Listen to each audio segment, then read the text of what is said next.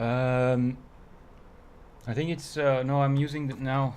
It should be it should be better now. But yeah, I don't think it's the weather. The weather is what's the echo?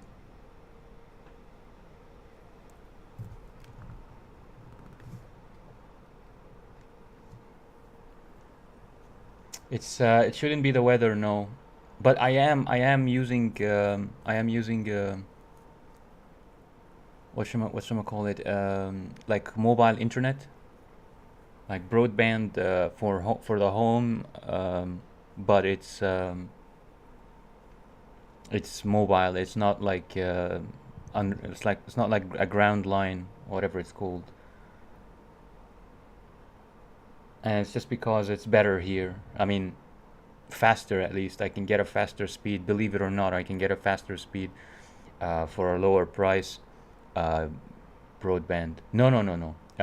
Just it's like here in Northern Europe, we've got basically home. You can get like home internet, but it's mobile. So you get like a router and everything, all that stuff. But it's mobile. It's not like ADSL. It's not cable. It's just mobile. Of course, you cannot take it outside your home and use it at, like, I don't know, at the library or whatever, because it's tied to that router at home. But the router gets the internet signal like wirelessly, at least. Maybe the better word here, yeah, it's wireless, not mobile. Mobile means I can move around with it, so it's true. So yeah, I'm using a wireless internet basically. The router itself is wireless, and it's because I can get a higher speed than the available here. I live in a small town basically, so yeah, for whatever reason, the underground like ADSL internet here is limited. Not all the buildings have it, and when it became available to us here, I just didn't like the offering. The like it's very limited. I think a couple of speeds only, and you can get even faster mobile. Like you can get, I mean, faster wireless internet. No, I'm connected to my router using an Ethernet cable. So I use an Ethernet cable for my desktop, for my gaming desktop computer. But the Ethernet cable is connected to a router, like an ADSL router or whatever it's called, which receives the internet signal wirelessly. It's not connected to a phone line or anything. That router is sitting at home and getting internet just from the air, not from a phone line or something like that. Does that make sense?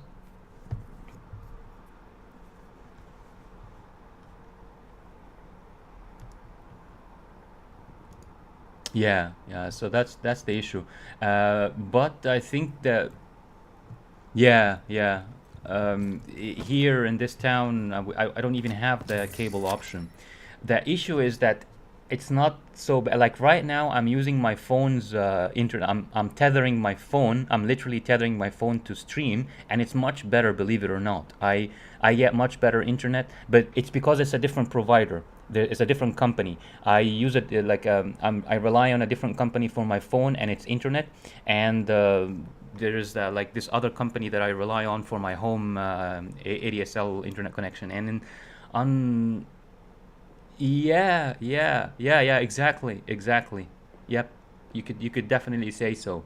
But the problem is not in that. The problem is in the company. Unfortunately, it's just I think it's just rubbish. I have to change providers basically. I have to use the same provider that gives me my phone's internet because um, you might not have noticed, but I was streaming like the previous stream. I was streaming it at 720p 60, not 1080p 60, and that's because and I was streaming at 3.5 megabit per second. My upload rate was 3.5 megabit per second, and it's 720. Right now, I'm streaming at 6 megabit, like I'm uploading at 6 megabit per second. My upload rate, and it's 1080p 60. So and it's basically less drop frames, 0.4% drop frames. And this is I've found that this is the case. It has been the case for I think 2 3 years now. My phone's internet is just much better than the home internet. It's ridiculous, man.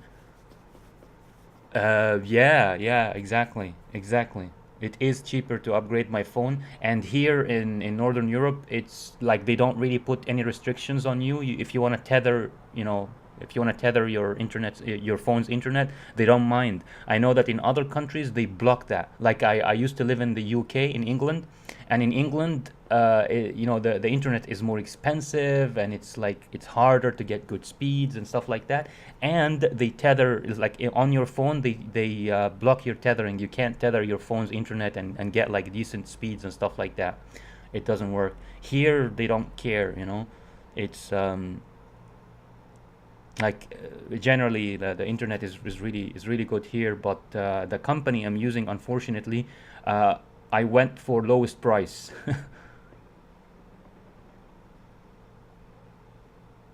uh, oh, you mean like content? I don't know about that, but I haven't been facing a lot of blocked content. It's mainly what comes to mind now are some videos on YouTube.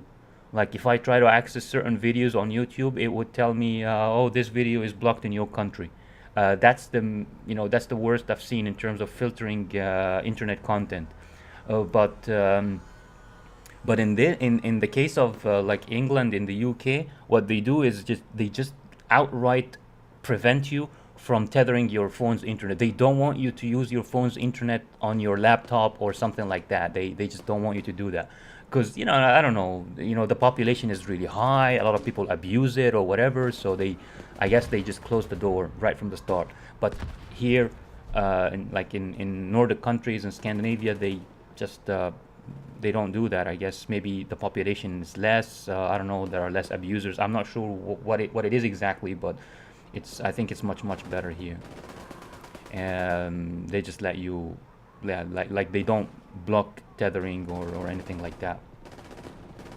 So I wish I could just rely on my phone's internet like permanently, but the problem is, I can't make phone calls on it if I'm tethering it. It affects the speed of the internet.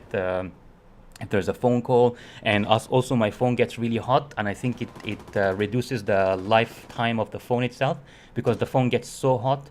And I think this hotness, if it lasts for like, I don't know, 15 hours a day or whatever, then with time the phone just starts, basically crapping all over the carpet. So yeah.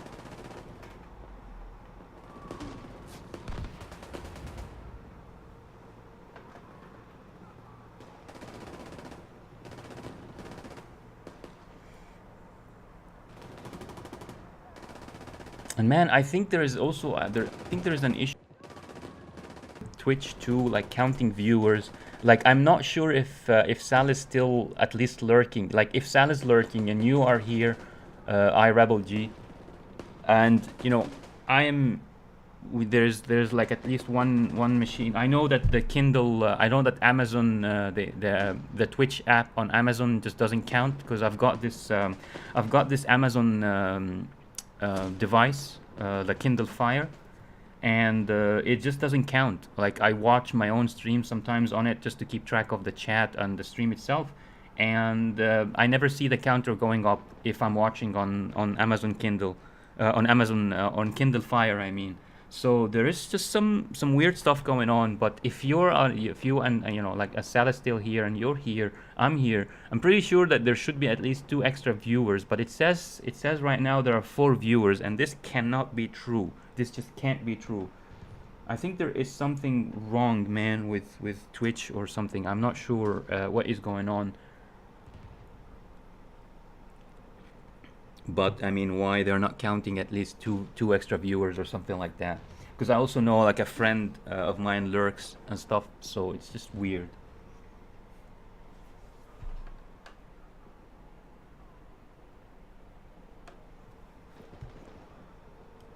I'll check something out.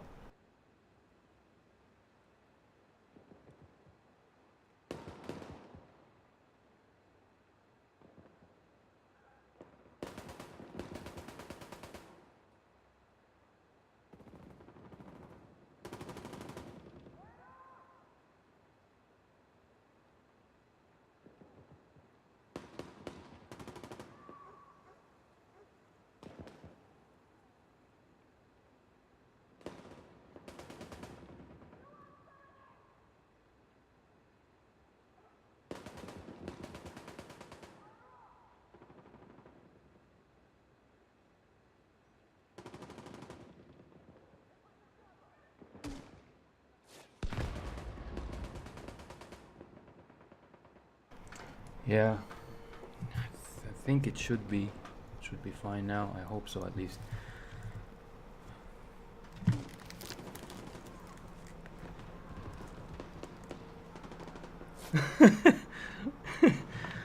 Yeah, from what I remember, at least, uh,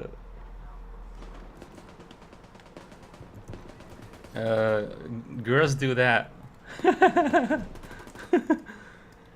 Yeah, girls. I remember also, like, when I had a partner, she used to do the same thing. It's just not eat a lot and get back to sleep and stuff, and then starts complaining, from a long fasting day or something. Well, you didn't eat proper sahur. What do you expect? Oh, by the way, here's a good tip. I I Contaminated area. I studied fitness instruction and stuff, and like became a qualified fitness instructor, and almost. Am I listening to my own? Why am I?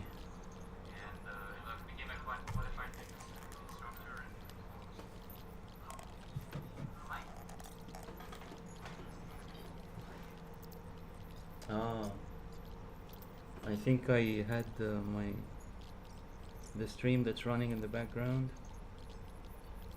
I had it on loud or something. Oh yeah, yeah, yeah, yeah. All right, yeah. So as I was saying, almost became a personal trainer. Yeah, and but I am qualified as a fitness instructor, and part of what I studied was nutrition. So here's a good tip about fasting and stuff during suhoor. You might want to just eat a lot of or as much what was the fat? Saturated fat, as much saturated fat as possible. And it's actually saturated fat is actually healthy. It's not as a lot of people still think until now that it's bad or something like that. It's actually good. Organic, for example, organic grass-fed butter or ghee.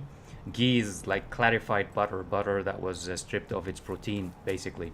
So either grass-fed organic butter or ghee. Uh, this is like some of the healthiest stuff that you can eat, especially during suhoor. Same thing, coconut oil or something like that. So, but yeah, no, dates is carbs and it's like sugar. You don't want to eat dates. You want to eat dates when you break your fast, but you don't want to eat dates when you're on suhoor because it just gives you quick boost of energy, like a quick rush of sugar, which is fine when it's combined with other minerals and stuff like that. Not bad at all, and it's also very very good when you're breaking your fast because your brain needs as much sugar as quickly as possible when you're just breaking your fast. But when you're starting fast, you wanna basically sort of store as much energy as possible, as much slow release energy as possible. And the slowest release energy you can store in your body is comes from saturated fat. So as I said, grass-fed organic butter or ghee, something like that. You wanna maybe uh, if you have to use bread, that's fine, but I would recommend just putting as much of it as possible in soup or something like that, and that will will stay with you for a long day of fasting, basically. So yeah, this is a good tip for long days of fasting if you have to do that. What's that? Yeah. You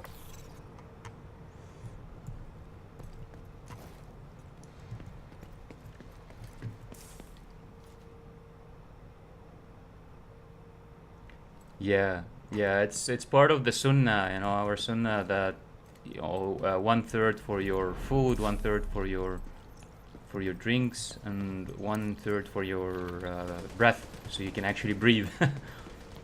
And that you're not supposed to eat that much anyway. Oh wow, this is a named enemy.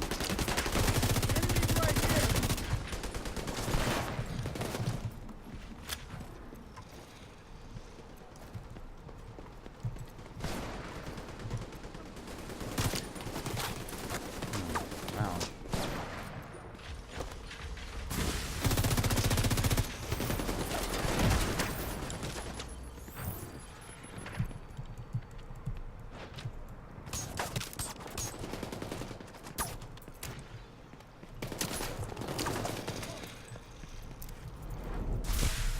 is a hardcore fight by myself.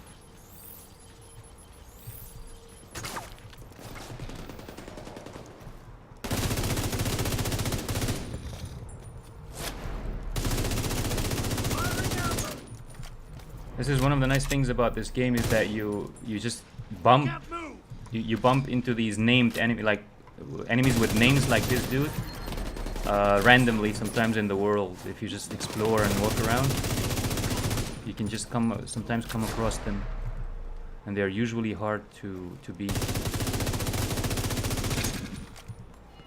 Oh wow, wow, they blinded me.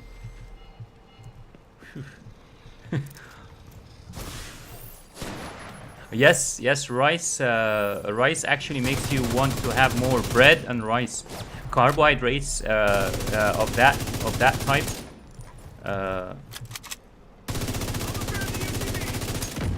Basically, they're addictive.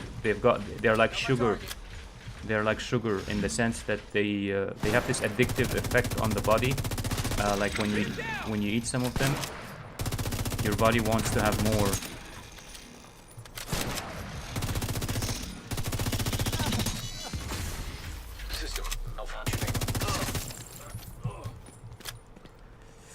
So yeah, the rice, bread, sugar, these things, they have an effect on the body where they make you want to eat more of them, more and more of them. It's one of the reasons some I'd say specialists say that generally bread and wheat, stuff made from wheat, isn't very healthy because of that effect. Ice cream? No, man. Especially in the US, don't eat low sugar anything. Don't drink low sugar Coke. Never. Don't. I mean, unless by low sugar they really mean low sugar. Unless it's from a health store or something. If you're buying it from a health store, yeah, fair enough. Because in a health store, low sugar means low sugar. But if you're buying it from a supermarket, low sugar means freaking aspartame and stuff. They add like these sweeteners to them, and these sweeteners are carcinogenic crap, man. Don't touch that stuff ever. Seriously, if I would say you're better off eating sugar like white sugar, or just buy white sugar and add it to something, than ever drinking Coke or eating something that has sweetener added to it. You have to also learn the codes. If it says sweetener, then just don't touch that stuff. Never eat it. If it's got aspartame, I can't remember the code for aspartame because I just don't buy these things. But if you are kind of exposed to buying these things, then you have to know the codes of aspartame and stuff like that, like sweeteners, artificial sweeteners, especially in the US, and avoid them like the plague, because they are really bad. I eat, by the way, I eat ice cream myself, too, sometimes. But I do try to avoid the ones made from high fructose glucose syrup. Like, I think it's HFGS. If you have something called high fructose, whatever, syrup, some sort of syrup, try to avoid those. But yeah, if it says sugar, I'd say mildly acceptable if it says sugar. But these syrups, they're just really bad, and they add them to too much of the sweet stuff we eat nowadays. And yeah, the saturated fat in ice cream and things like that, they're not so good because they are basically, what's the word? They are saturated fat made like with a bit too much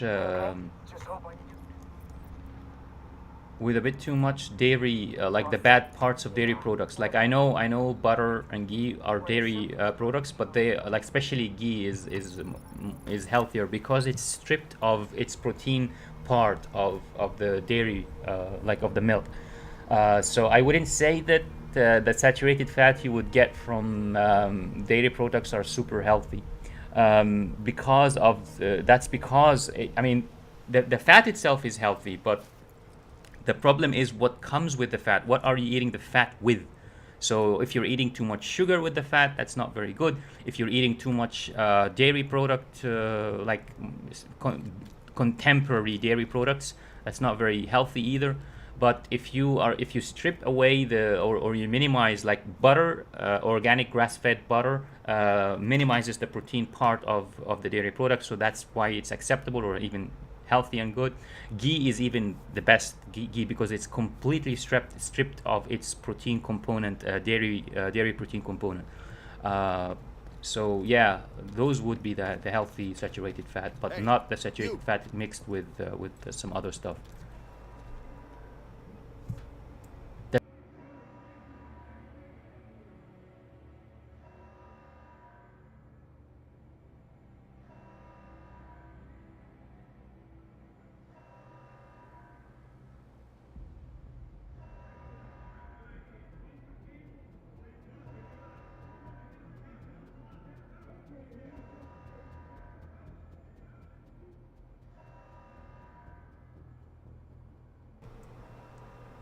What?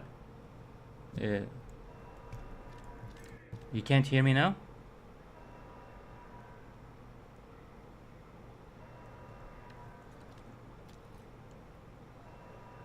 What, really? Oh, so what was happening a while ago? Purification tablets will be restricted until further notice. Please boil your water for at least 1 minute before consumption.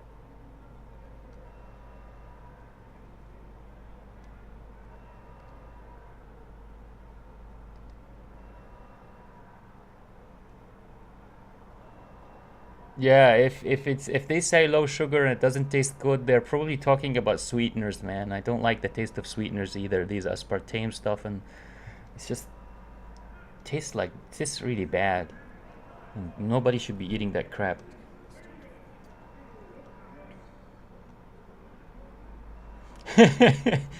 It's okay. I mean, if it's once a year, I guess it's not so bad. The problem is when they keep, if someone keeps eating this candy regularly, that's when it can start become dangerous for health. And if you burn it, no, that's the problem. The problem is that there are certain sweet components nowadays, like high fructose glucose syrup. This stuff it leaves something behind. Like yes, you do consume the carbohydrates, the pure sugar, molecular sugar part of it, but it does like there's a certain effect on your system that doesn't go away, and there are certain molecules there that also don't get burnt. They some of them stay. So the problem is that our bodies just weren't meant to be consuming these chemically synthesized basically components. Some of it is chemically synthesized, and our bodies were never meant to be consuming this stuff. So that's where at least part of the danger comes from.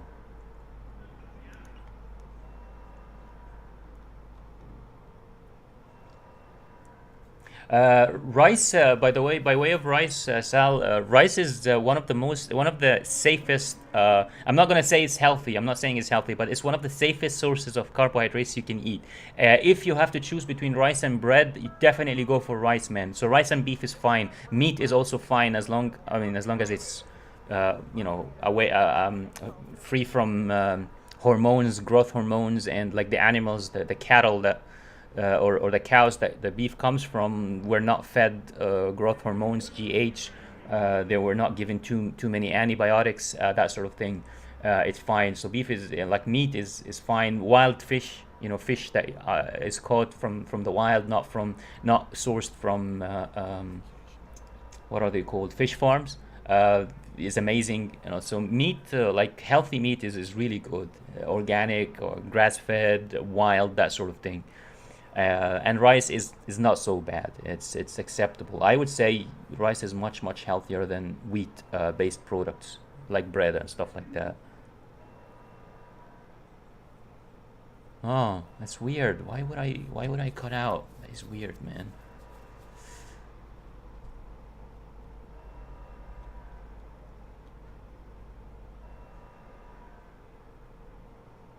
Yeah. Not everything in high fructose glucose syrup, not everything gets burnt out. Like, yeah, the energy part of it, the sugar part of it gets burnt out, but some of it stays there. Because, as I said, our bodies were not designed to consume, to break down these chemically synthesized compounds. Some of them are chemically, as I said, some of them are chemically synthesized, like or artificial. So our bodies were not meant to break them down. You do get the taste, you do get the sugar, you do get the energy from the sugar, but some of it is not just broken down, at least not that easily. It comes at a price and stuff, and it takes time. Kind of like swallowing a chewing gum, for example. Stays there for months. Some types of chewing gum would stay there in the stomach for months before getting digested. Yeah, exactly. Yes, cancer is just one part of this whole mess. There's also autoimmune diseases. Autoimmune diseases, like if you think of the name itself, auto comes from self, isn't it? So autoimmune is basically about your immune system attacking your own body. Your immune system, your white blood cells, your antibodies, these guys, they're supposed to be fighting, baddies in your body, fighting microbes, bad bacteria, viruses, that sort of thing. Now, in autoimmune disease, what happens is your immunity starts to attack itself. Your immune system starts to attack itself or attack your own body and stuff, and that's where the name comes from, autoimmune diseases. Autoimmune diseases include hypothyroidism, hyperthyroidism, Hashimoto's disease. I think it's one of the names of these, what I mentioned. Celiac disease, some other like digestive tract, like diseases related to the digestive system and stuff like that. And the reason the body starts, or the immune system starts to attack the body that it's part of, or attack itself, is because basically bad stuff is now it becomes part of the structure, the chemical structure of the body. Like basically there are certain components that we can ingest, and they have protein parts of them are made of protein. And because it's made of protein, you might already know that protein is like a building block of the body. Like protein is in your skin, is in your muscle. In order to grow muscle, you have to eat protein. Why? Because protein becomes part of your body. It builds your body. So now bad things have protein-like structures. So what happens is your body itself starts to become built of them. If you consume these things, or you ingest them, they become part of your body. And all of a sudden there is, like part of your skin, part of your digestive tract or something. It's protein, but it's weird. There's something off about it, and that's what your immune system starts to feel. Like your antibodies starts to pass by these parts in your body, and it goes like, wait a minute, there's something wrong here. This looks like a wall, this looks like part of the body, but there's something off about it. I smell something fishy. It's almost like this is the thought process of an antibody. Yeah, it's almost like the thought process of an antibody. It passes by this, for example, the wall of your stomach, and says, oh, it's the wall of the stomach, but then it stops and says, no, something is wrong here. This smells bad. There is something wrong here. And then it kind of studies that part of the body, and it does find that there is an alien part. Like it is protein, but it's alien. It's not normal. It's not part of. It's not a natural part of the body itself. So it starts to tag it. It's like tagging. The antibody tags this, as in puts a sticker on it or something, and says, this is bad, get rid of this.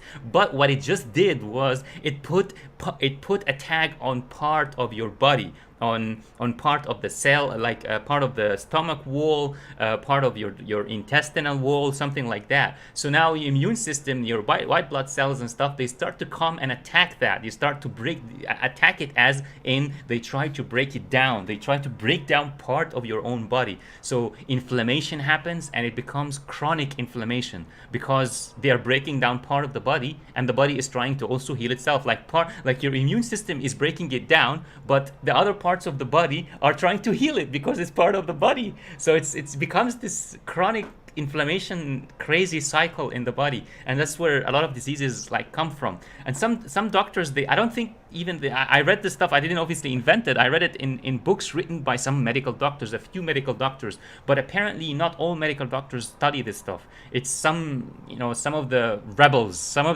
I rebel, some of the rebels among doctors, they start to, you basically kind of rebel against the system and try to understand causes of disease rather than just try to treat symptoms and what have you. They try to study the causes of disease, and that's what they find out and write in books. But they don't teach this in med school, man. They don't teach it in doctors, because I think big pharma, so-called big pharma, is trying to just make doctors, very educated and authoritative,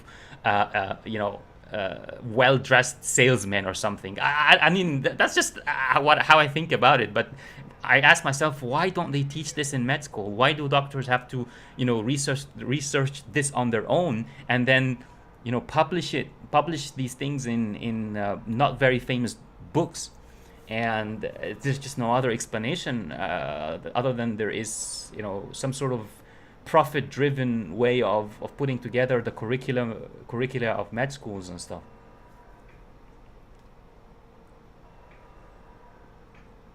Yeah, yes, it stays in the immune system. Whatchamacallit, exactly.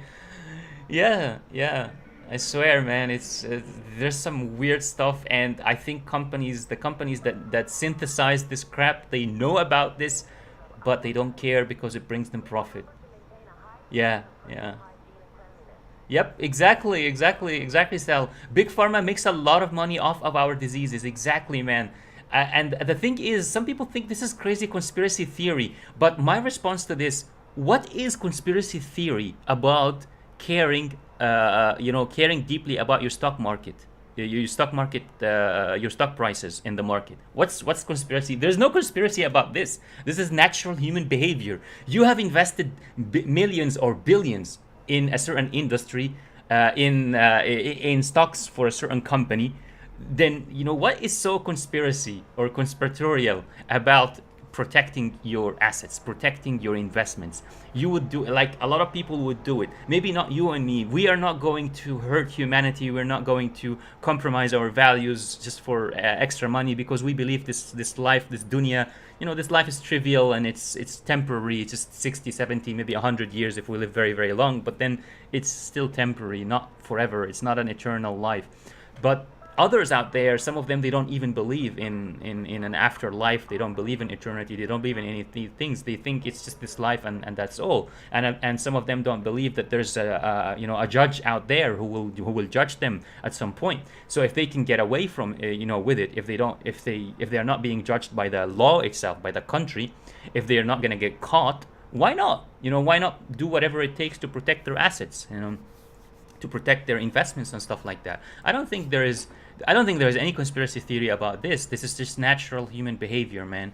And I think what they tell themselves is, we are not killing people. We are not forcing people to consume this. We're not, first of all, we're not bringing diseases to the people. They bring the diseases to themselves by overeating, by eating these things too much. We never told anyone to eat these things every day or eat so much of them. We're just selling them so that they can, eat a little bit here and there. And if you eat a little bit here and there, the body can, heal itself from it, or the body can, sort of get away with it without disease. And it's kind of true when they justify it this way. It's true, yeah, if you don't eat that much. But then what happens to the people who don't understand that eating a lot of this type of food or of this product would actually bring disease with time?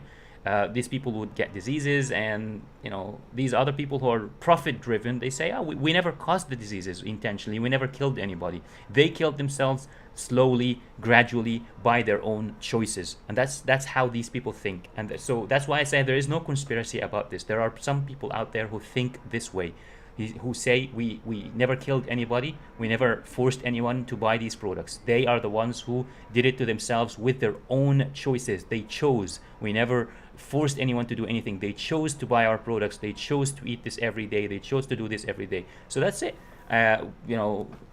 They end up funding research that says, it's all safe, and as long as it's consumed in the amounts, in the recommended amounts, then it's safe, and so on and so forth.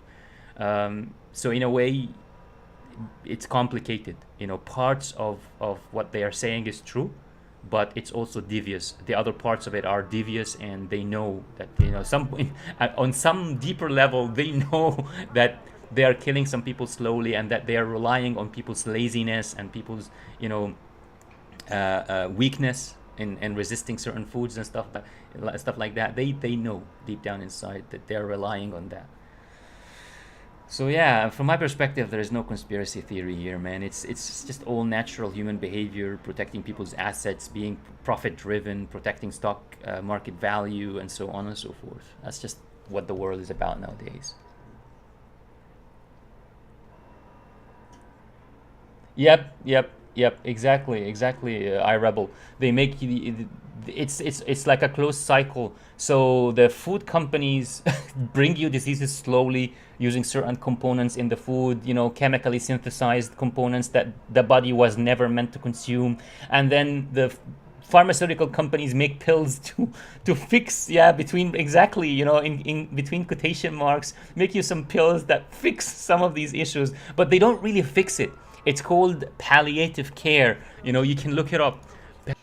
Care. It's not exactly fixing, because what it does is it's treating symptoms. Palliative care means a sort of health care that treats symptoms. If you have a symptom, we're going to sort out the symptom. So if you have pain, we're going to block the sort of the nerve receptors that send, or we're going to block sort of the link between the nerve receptors that feel the pain and your brain. So it's almost like you don't feel the pain. It's almost like, a painkiller in a way. But what about the cause of the pain itself? No, we're not going to touch that. We don't know the cause of the pain. It could be anything, and we don't care. We just want to treat the symptom.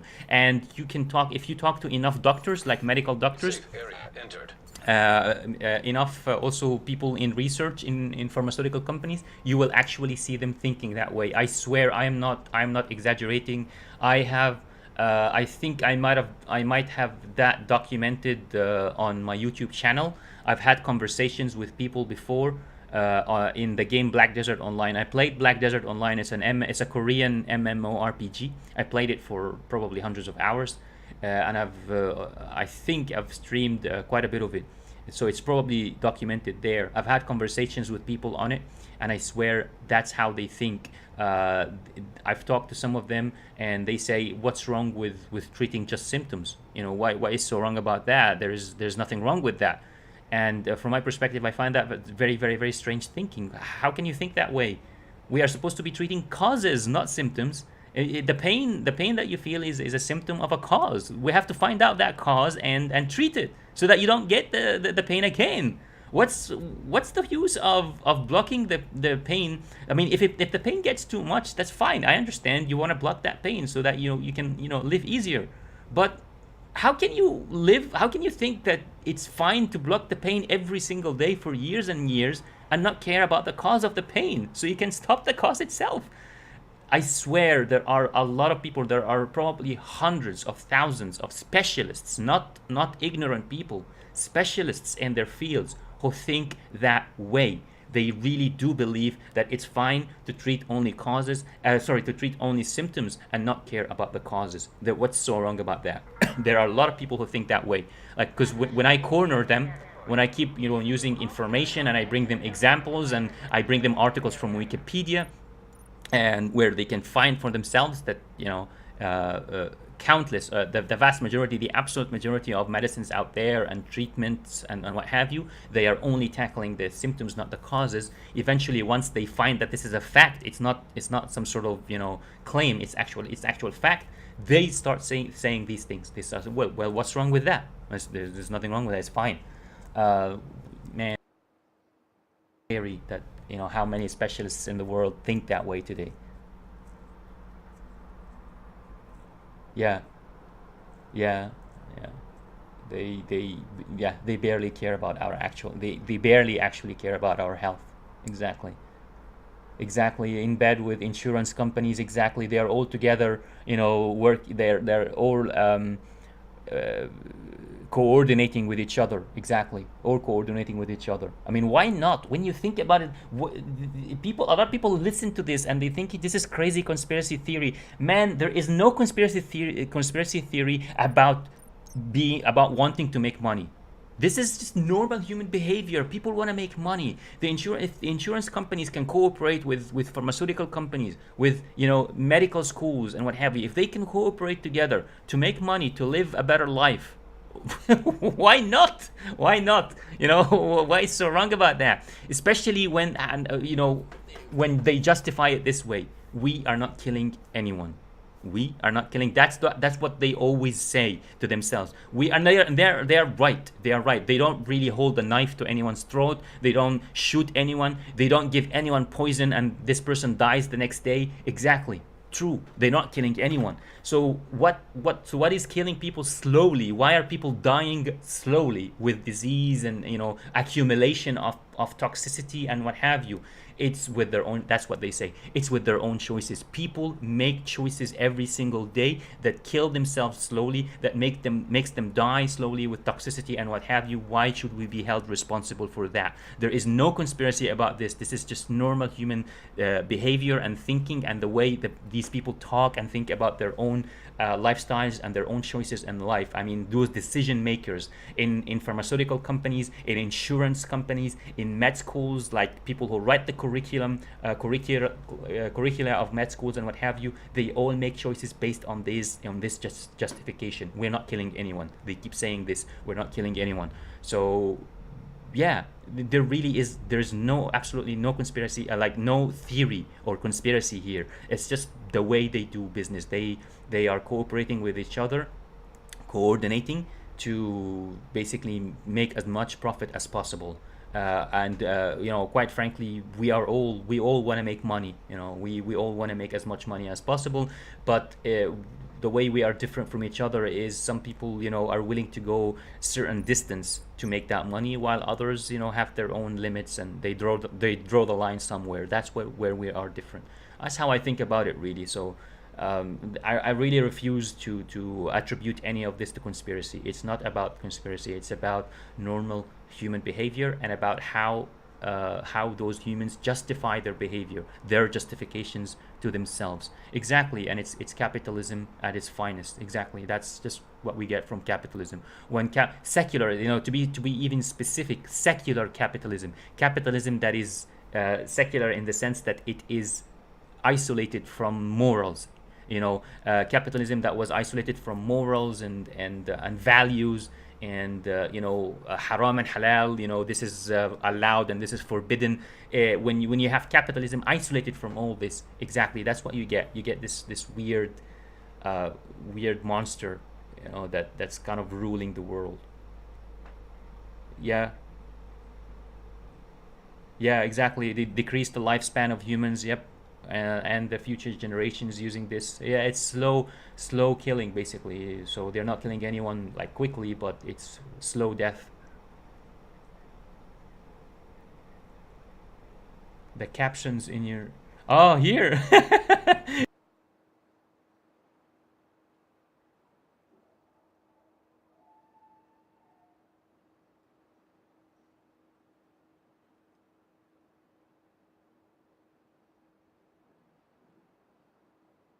are kind of saying it, isn't it? My God, man. Yeah. Yep. Yeah. Exactly. I rebel. Gee, exactly, man. Ibuprofen and some other painkillers, they will like block your reception of the pain. The pain will stay, but you just don't feel it anymore. But they are very bad. They shut down the immune system. So like if you have a cold or something and you have like a really bad headache with the cold, you shouldn't be taking a painkiller, because this cold might get a lot worse if you shut down your immune system. It's just horrible. Imagine, and I was in this situation before, by the way. I had a cold, like I knew I had a cold, the flu, and I got this horrible migraine, and I was like, oh my god, what am I gonna do? I really want to take a painkiller, but I know that if I take a painkiller, this flu might kill me or something. If I combine both the shutting down of my immune system and this existence, like that the flu is still active. I didn't know what to do, man. Yeah, yeah, and exactly. And there's no way to pin it on any specific person. It's just it's a corporation. What is a corporation? And that was if you forget about, this is something completely separate from this. There are, I think, YouTube videos out there that explain to you the idea of a corporation, the concept of a corporation, and why it was invented to begin with. The concept itself. Apparently it's just so that these people, so that you can't pin any of the crimes on anyone. The corporation is there as a sort of an intangible concept, as something that is intangible, something you can't touch, something you can't talk to, something that doesn't even exist in the real world. It exists only in the conceptual world. That's why the corporation is there, to take the blame, and then nobody takes the blame, basically. So the corporation itself kind of swallows the responsibility and the crimes and all the problems, and you can't pin the actual crimes on any specific human individual.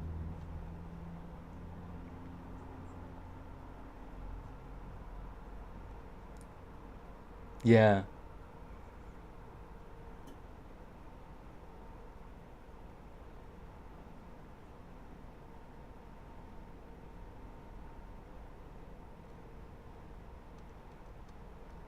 All right, brother Sal.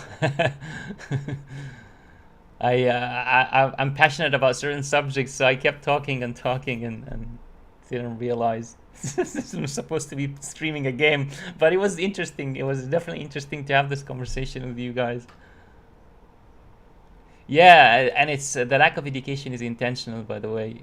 The lack of education in all this is intentional.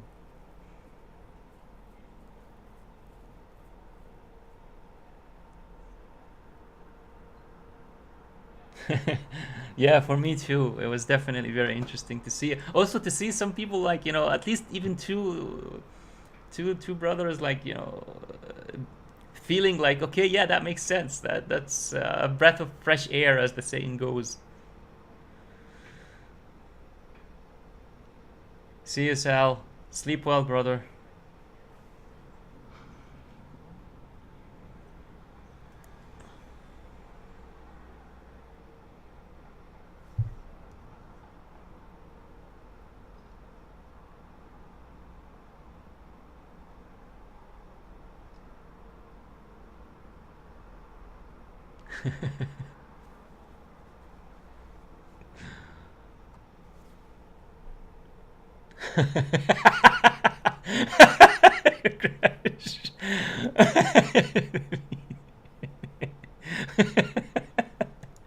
That's hilarious.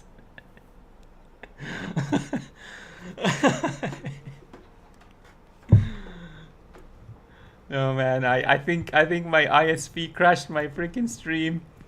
They're the one who did it. I hold them responsible for all their crimes against my stream. And I definitely have to change like the provider. See, things are fine now on my phone. I'm tethering my phone, and all is good and right as rain. Yeah.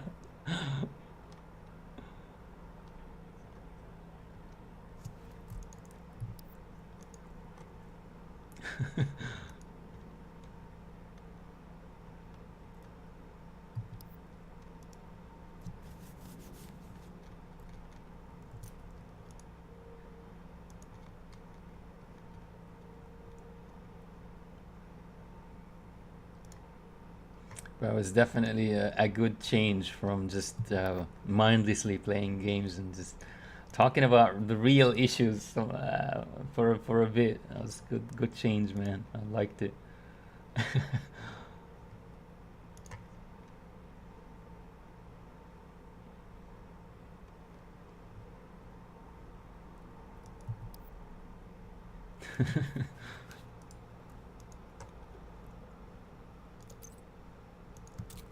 And it's a very very important issue. I mean, what is more important than our health? I think, nothing, because ultimately, if you're not healthy, you can't do anything. You can't play games, you can't watch games, even. You can't achieve any dreams. You can't, like, have a normal married life. You can't have children. You can't propagate the species, and you can't do anything. We are tied to our health, regardless to whether anyone believes in the soul or doesn't. In both cases, if we're not healthy, uh, we're nothing. We're almost nothing. We just can't do anything. And of course, when I say we're not healthy, I mean, all aspects of health. There is, like, for example, eyesight is one aspect of health. Like, for example, if someone has a problem with their eyes and their eyes go blind, they can't watch anything and they can't play games and what have you. So this is just one aspect of health. I know that there are some people who have certain diseases and they're still able to contribute to society. But when I say if you're not healthy, you can't do anything, I'm talking about all aspects of health, all your organs, all parts of your body. And for every endeavor, there will be part of your body that can allow you to do it or not allow you to do it. And that's what I mean. That if you are not healthy in a certain way, it will become impossible to do certain things. Like, if you are sexually unhealthy, there's a serious issue with your sexual health, then you can't have kids and you probably can't marry. Imagine the horror in this. If you don't have healthy eyes, you can't watch anything. If you don't have, like, I don't know what else, healthy ears, you can't, like, listen to music and so on. So it's the health. It is really, when you think about it, it is probably the one of the most important, if not the most important, element in humanity's life.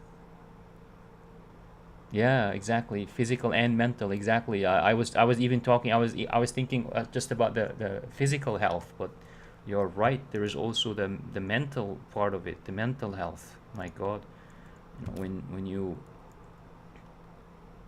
you count the mental health too, freaking hell, man. Just it makes me almost shudder to think of the ways it starts to kind of seep into every part of your life, like both mental health and physical health, both of them together, allowing you to do things and not allowing you to do others. It's just scary sometimes when you think about it.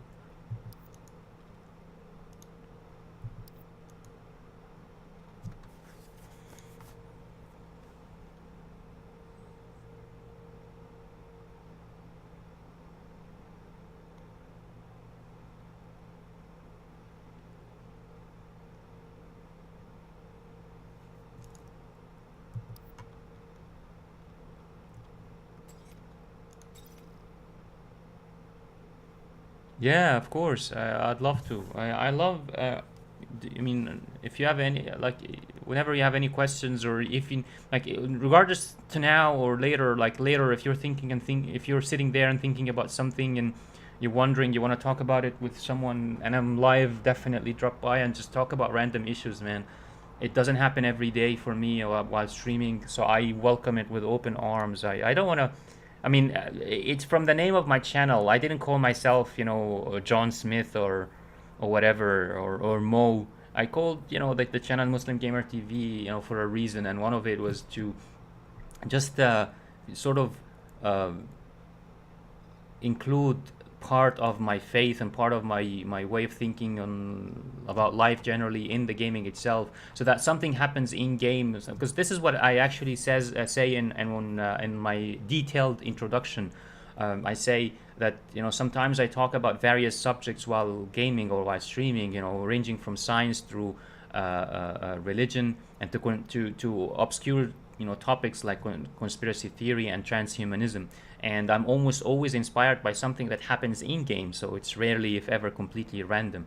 So whether I'm inspired by the game itself to talk about truth as I know it, or inspired by something, a conversation like this, or a question that a fellow gamer asks me on chat, I love it. I definitely welcome it with open arms. It's good change of pace, to be honest. I don't want my gaming time and my streaming time to just be about the games. I want them to also be about the social aspect. And this is why I play the Division 2, and I almost exclusively play cooperative shooters and MMOs. I said this yesterday to Sal, I think, when we were talking. I play just shooters and cooperative shooters specifically, and MMORPGs, and I play that for the social aspect because I want to be talking with people and stuff like that. So part of why I stream is to have interesting conversations with other gamers. Like I like games, and I think I get along well with other gamers. And if I can combine, our interest in games with our interest in some serious things in life, I will be, I will be so happy, man. This is where I feel the happiest, to be honest, is when I play games, or even like in this case, stream with like-minded gamers, gamers who like games but still care about other things in life, like serious topics in life and what have you. This is where I am just the happiest, to be honest, while playing and while streaming. So absolutely. Abortion, um, the way I think about it, I think it was, for me, it's just resolved from my faith. From Islam itself, has something to say about it, and that is basically abortion is fine during the beginning of it, for if it's important, like if there is some sort of I don't know, like a danger to the woman's health or something like that. Then during, I think like I can't remember how many days was it, 3 months or something like this. During the 3 months, the according to at least Islam, the soul hasn't been like put or sort of attached to the body just yet. So it hasn't become a soul. It hasn't become a living thing in that sense, in the sense of a spiritual, in the spiritual sense, for a certain time at the beginning. So it's more acceptable at that time, and it has to be also for an important reason, like a really good reason. But then after this, from what I understand, it's forbidden. No woman is supposed to do it because she would be killing a living individual, and it's not our right, to kill what God has made alive, and that's what we believe. That I think it's the mark is like after 3 months, give or take. I can't remember exactly, but I know it's there. Like if I Google it and find it, I can give you the exact details, like the exact number of days and what have you. But we believe that during at this point, the soul is attached to the body, and it becomes like the body becomes a living individual, a living, breathing human being, an individual. And at this point, it becomes murder if we go for abortion. We would be killing a living human. And in this case, I'm pretty sure it would be forbidden, and I don't think there is any justification for it. Like in today's world, even I would be skeptic if a doctor says, "Oh, we have to abort," or there's a danger for the life of the mother. Uh, Once the baby becomes a living thing, it's a choice. Yeah, you are saying we're gonna kill the mother. Well, it's a choice between killing a baby, killing a new young human being, and killing an adult woman. Then it's up. As long as we put it in this context, then I guess the father or the husband and the wife can make their own decision. And I would say if there is not 100% chance, it's not guaranteed that the woman will die, then I would personally go for the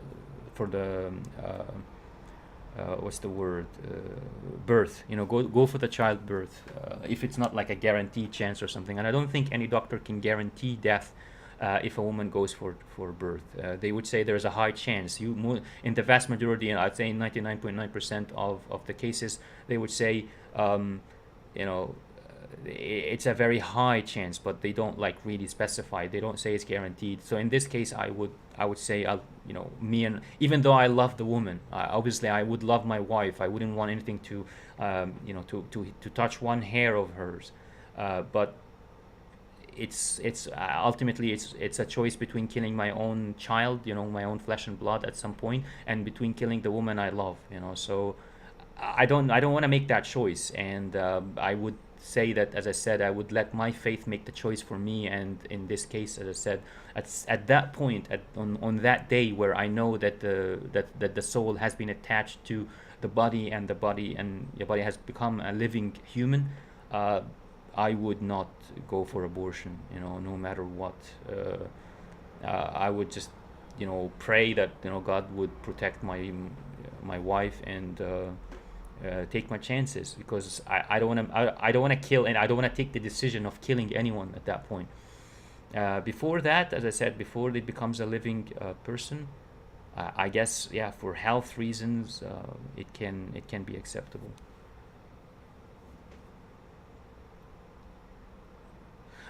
If it's a danger to the child's health, I personally have heard so many stories. Not heard, I read. I think I can't remember where exactly. I think it's either in Facebook or in some sort of forum discussing this. And I've read hundreds, not, I wouldn't say just a few people lying, or just stories, no, but I've read hundreds of accounts of people who were told, and I've heard them from people I also find, like, I've heard the same stories, maybe not hundreds of times, but just a few times, like I think three to five times I've read these accounts from people I trust, where basically people who have been told by doctors that they have to abort because there's a danger to that the child, him or herself, won't grow to become a healthy person. And in these cases, the parents, they have talked about the issue and consulted others, and really kind of brainstormed it, and really thought about it hard, long and hard, slept on it several times, and then they ultimately, what they decided to do was to take their chances. They said to the doctors, yeah, we'll just take our chances and go with it, and even if the child is handicapped or something, we're going to accept God's fate. We're going to accept whatever our destiny is, and we're going to take care of our handicapped child, just like we would take care of a healthy child. We're not going to go for abortion. And what surprised, in as I said, in the accounts from the people I trust, and in the hundreds of other accounts I read online, people said that actually the baby was born, and the child, even though the child might have been born a bit too light, like the weight wasn't so healthy, or there was some sort of other issue in the baby herself or himself, the parents would say, tell you that they grew up to become a healthy child. So, yes, the baby was, too light on the weight, or there was an issue with their birth and stuff, but ultimately they grew up to become a very healthy child, and there was nothing wrong. And they, these parents would say, oh, the doctors were very surprised by this, and what have you. So yeah, I would say the same principle for me personally applies in that case. If if it's in the very beginning, like the first month or two before, I believe, as I said, the soul is attached, then I would lean towards abortion if there is like serious, if like I study the case like really properly, I listen to the doctor, all the details, and I feel like I lean towards, yeah, it sounds like it's going to be dangerous, then I could lean towards abortion in this case. But as I said, I really have to see some solid evidence of the danger. But after that break point, after the first 3 months or something like that, as I said, the break point where the soul is attached, then I would definitely be leaning towards not going for abortion, even if someone tells me, or a doctor says, that there will be issues for the baby, him or herself. Yeah, so I would apply the same principle for both cases, whether it's the danger is for the mother, or the danger is for the child, him or herself. That's how I would think about it, really. And I don't know. I mean, I haven't read that much about it because I never really cared. But I'm pretty sure if I face the same situation at some point, I'll read more about it, at least from an Islamic perspective, to understand what my faith says about the issue in more detail. I just know, as I said, as you could see, I don't know, like I can't even remember which day exactly Islam says the soul gets attached to the body. But I know it's a thing. I know it's there. I know that Islam has something to say about that. So yeah, that's how basically I would decide that. And as you could see, once you study the details, at least as a follower of the faith, it just, these details just save you the argument about the whole issue. Yeah, yeah, yeah. It's definitely very touchy, a very touchy topic. Um, I'm absolutely not saying it's science. I acknowledge that religion has absolutely nothing to do with science. And actually, if religion ever had phenomena that you can put under the microscope and study, it wouldn't be religion. It would become science. Like I think like when some atheists demand scientific proof for the existence of God or for God Himself as a creator, one of the things I say is you are basically what you're asking for would destroy religion itself from the ground up, because religion is not about science. It's not about it's not because if you could put God forbid, I mean it's a very bad or insulting thing to say, but if according to atheists, if you could put God under a microscope to study Him, God forbid, it's a horrible thing to say, about the creator of the universe. But if you could do that, then God wouldn't be a sort of a matter of faith anymore. God would be a phenomenon, something that scientific phenomenon that you're studying and what have you. And religion wouldn't be religion anymore. Religion would be science. It would be something that for a fact, for a scientific fact. It's not about faith. It's not about the heart anymore. It's not about humbleness. It's not about all these things. Life is not a test, and suddenly life itself would not be a test anymore. No, it would be just a phenomenon to study and believe in, and kind of know for a fact or not. So I acknowledge that the soul, attachment of the soul to the body, all these things are not scientific. I completely appreciate that, but at the same time, there are enough meaningful, logical things, like in Islam itself as a religion for me. Like for example, even the Big Bang as the theory, as a scientific theory for the creation of the universe. There is a verse in the Quran that refers to the Big Bang. There are other verses that differentiate between the reflected light and the emitted light. Like light from the moon is reflected, light from the sun is emitted. There are verses that differentiate between both types of light and stuff. There are certain things like that kind of got me to really believe that my faith is a sound, logical faith that is also compatible with science. It's not a scientific faith, but it's compatible with science. There is obviously a difference here, and based on this, I just accepted it, and because I accepted it, I accepted everything else that comes from it, and I've never really seen anything that makes me feel like repelled or this doesn't make sense or whatever. So when my faith, also gets involved in abortion, by differentiating between the beginning of the pregnancy, when the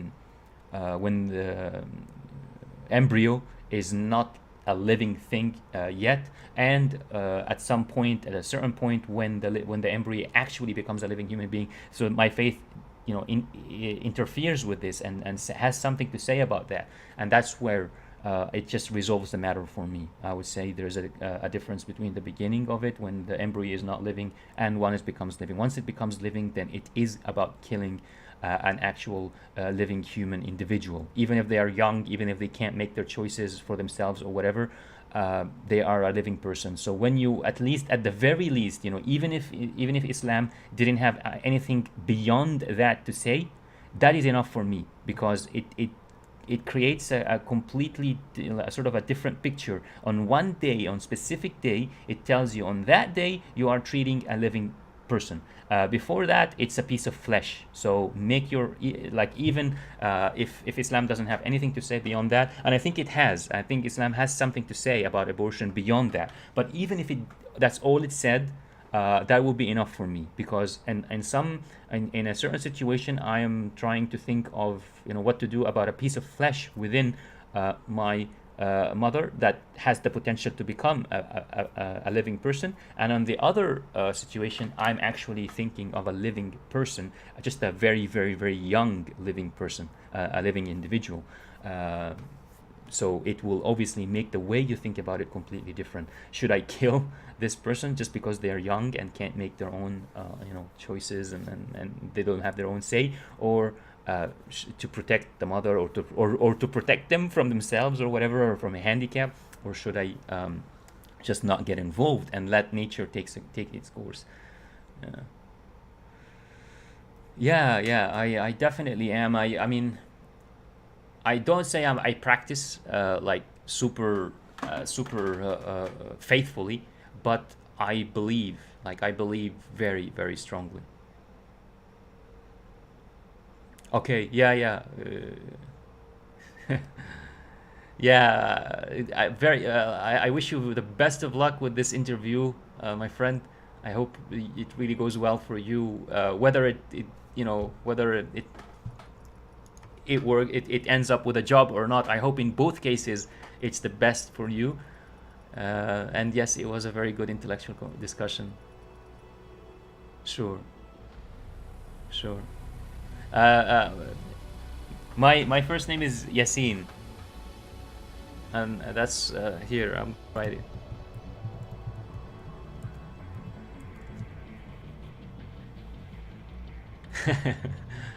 You are most welcome, and I guess it's not educating. It's more like, I don't know, reminding you of what you already know. I guess in a way, since especially because you ended up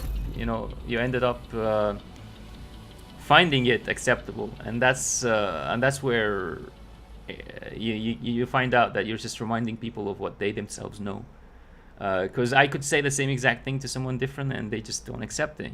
They don't find it convincing. So in this case, so yeah, it's more about talking about what we find sensible about life. Safe area detected. I hope to see you soon again. Please do drop by for anything really. Whether you will have something to talk about or not, doesn't matter. I'd love to hear from you, and let me know how it goes with this interview.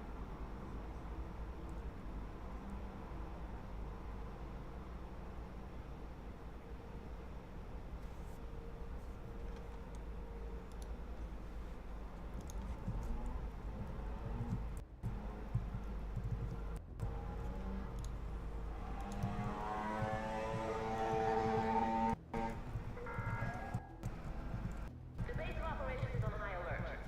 Civilians must undergo a body search to gain access to the safe area.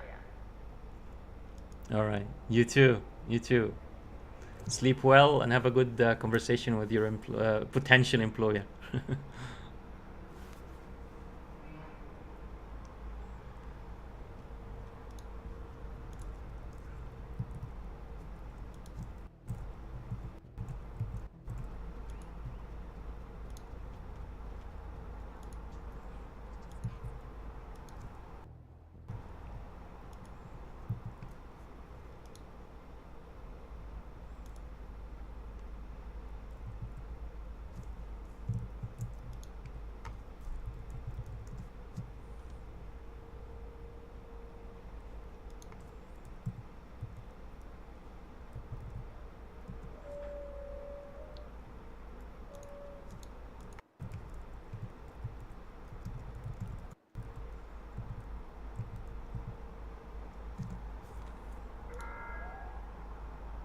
Please do not run outside the safe area. Sudden movements may be misconstrued as a hostile act.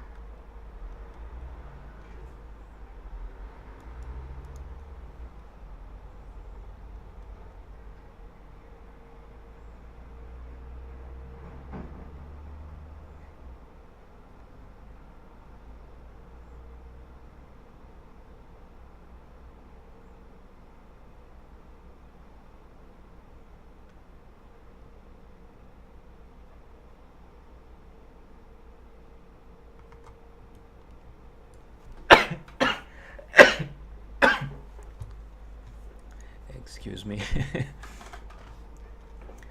Yeah, I was just checking after my conversation with iRebel G.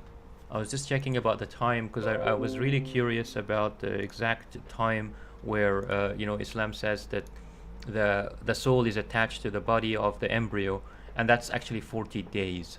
It's not. I was saying 3 months, and I just wanted, in case anyone's watching this in the future, especially because I archive my streams permanently on my YouTube channel, I wanted to. Just make that clear so that I'm not, spreading any misinformation there. It's not 3 months. It's Islam says that it's on the 40th day. So on the 40th day of pregnancy, that's when the soul, Islam actually says that the soul is attached to the body and it becomes a living, breathing individual, human being.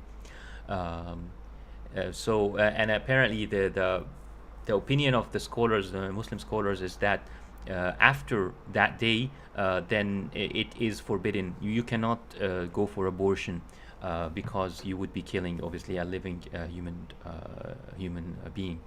And even if doctors say, it's going to be handicapped or there is a danger for the life of the mother or what have you, I believe what is meant here is that you still cannot go for abortion. And the reason is that you would be basically guaranteed to kill a living person to maybe save another living person, and that's why it's wrong or forbidden.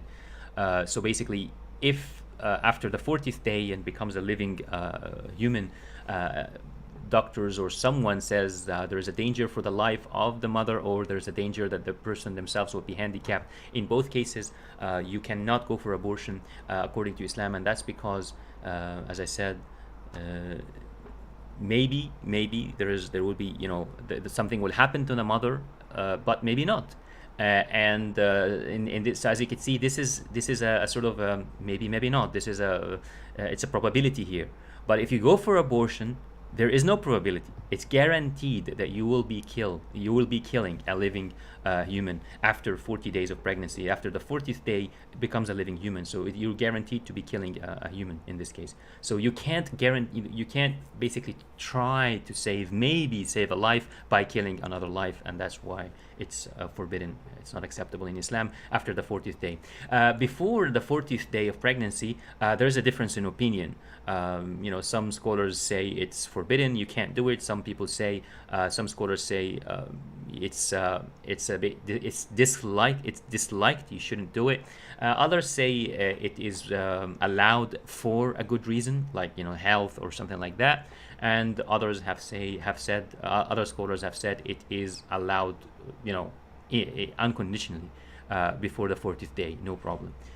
So there is a difference of opinion here, and when there is a difference of opinion, you can, like in Islam, you can take any of the opinions, as long as all opinions are, reasonable and accepted, are not like they are not really found completely wrong by the majority of Muslim scholars. Then you can follow any of the available opinions.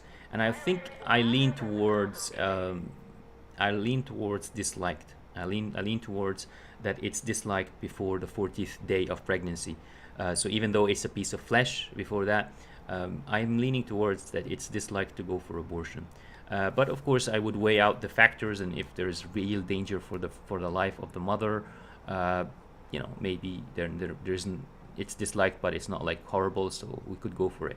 But after the 40th day, it's a living person, and yeah, I definitely lean towards no, it cannot be done for any reason. It doesn't matter. And if it's handicapped, then that's what it is. It's a life. God has given us a life. It maybe it's not a complete life. Maybe there's something wrong with it, but it's still a life, and it should be appreciated and found precious for what it is. And history and the present time is full of examples of handicapped people who have become a blessing for humanity. They have given so much and have done so much for humanity. So just because a baby or a person or a human might be or will be handicapped, it doesn't make them useless. It doesn't make them something of sort of a burden at all. They can be a blessing. They can be a great blessing for others. They can benefit humanity in so many ways. And we have seen like in history and in contemporary world, like on TED Talks, those TED talks, and in other places, we've seen handicaps come on stage and inspire the masses and tell people how they were a blessing, how they helped so many other people, become better humans or have better lives, even though they are handicapped. They were able to do this. So yeah, it's I think it's not our right to end a life due to handicaps. It's almost that reminds me of Hitler's mistakes, basically. So yeah, just wanted to like add to what I was talking about with my friend here, iRebel, about this issue. Before getting back to the game, so yeah, I'll go a bit silent. I've talked a lot during this stream, and so I'll go a bit silent for a change and just play without talking much, just to offer something different.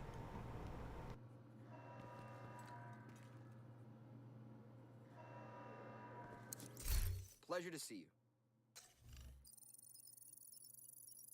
I'm happy to take all this. Good trading with you, Agent.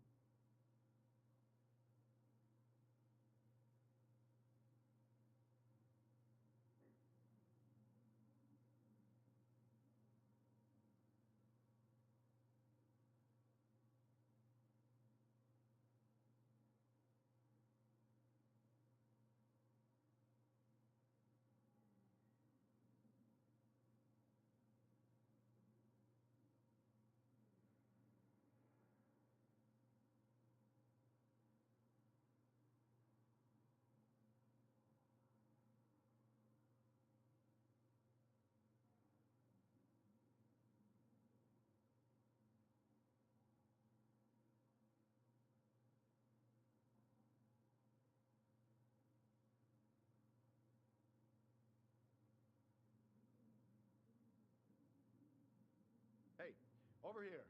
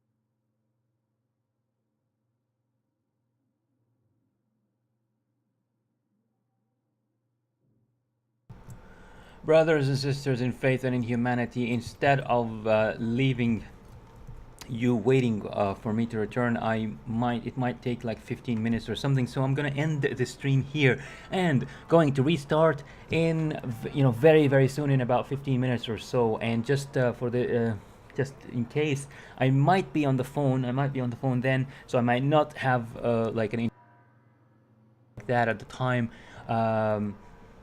So yeah, I just wanted to say that I'll just start the stream, which would be number 6, Road to Optimized Gear, and rating number 6, or maybe I'll actually just call this stream conversation, interesting conversation, and then go for number 5 for the next stream. So until then, stay safe, rational, intelligent, and question almost everything.